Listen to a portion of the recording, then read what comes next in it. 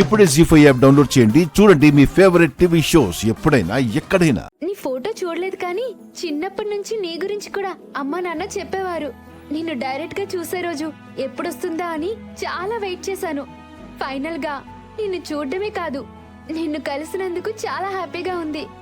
నన్ను చూడకపోయినా నా మీద చాలా ప్రేమ పెంచుకున్నావని అమ్మ నాన్న చెప్పారు. అదే నీ మాటలో కనిపిస్తుంది.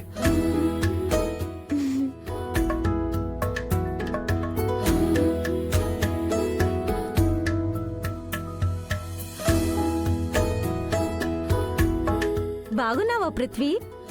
బాగున్నాను వదిన. అన్నయ్య ఫోన్ చేస్తున్నాడా? ఆయన గురించి ఏం అడుగుతావులే. 5 ఏళ్లకోసారి వస్తారు, 5 రోజులకోసారి ఫోన్ చేస్తారు.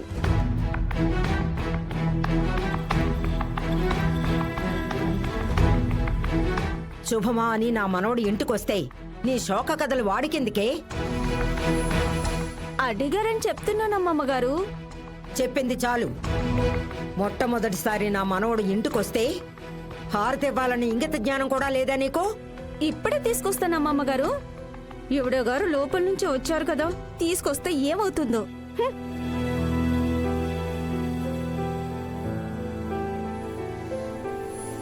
పృథ్వీ, ఆ షూ అక్కడ విడిచేసి ముందుకు రా నాన్న.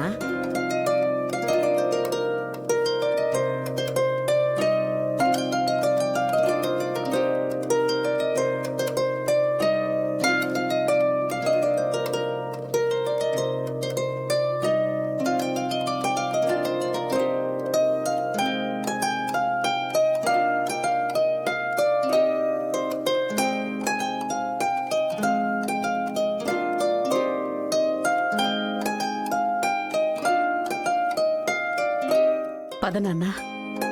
పదన్నయ్యా. రా నాన్న.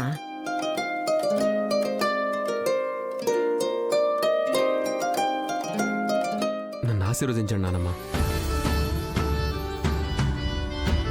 సంతోషంగా ఉండు నాన్న. లేగు.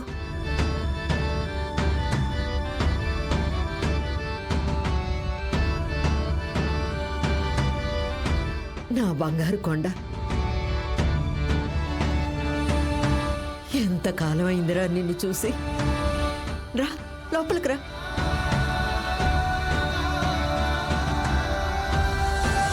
కూర్చో పృథ్వీ.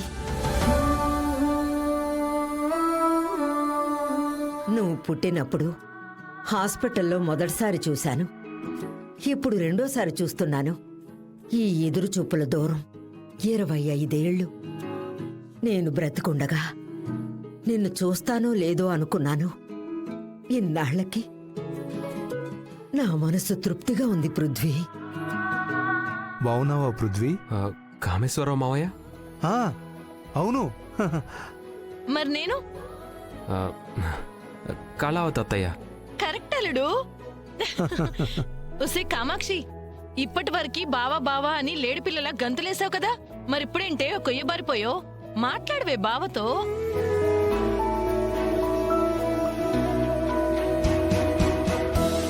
హాయ్ బావా. హాయ్. నువ్వు చాలా అందంగా ఉన్నావు బావా. జీ5 యాప్ డౌన్లోడ్ చేసి అన్ని ఎపిసోడ్స్ పూర్తి ఉచితంగా చూడండి.